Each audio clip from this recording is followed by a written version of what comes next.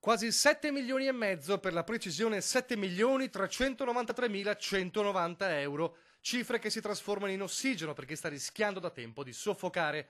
Pedemontana Veneta, sblocco di una importante tranche di pagamenti per gli espropri. Il via libera del concessionario SIS viene annunciato in mattinata dall'assessorato alle infrastrutture della Regione Veneto.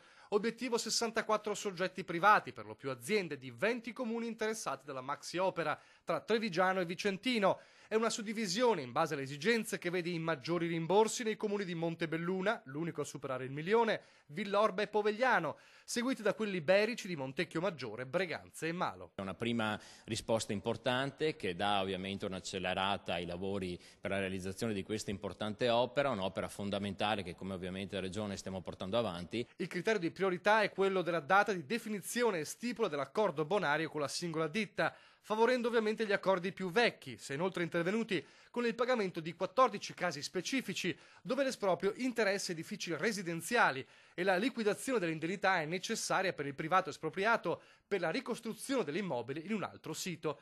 In questi casi prevale l'aspetto sociale della ricostruzione della casa oggetto di esproprio. Penso che questo sia un buon inizio e mi auguro che nei prossimi mesi si possa proseguire su questa strada. Una notizia accolta positivamente anche dall'opposizione, che però puntualizza: memori dei clamorosi ritardi, le preoccupazioni rimangono forti, spiega Cristina Guarda del gruppo Alessandra Moretti presidente. La credibilità del consorzio SIS è talmente compromessa che fino a quando non si comproveranno le transazioni noi rimarremo vigili.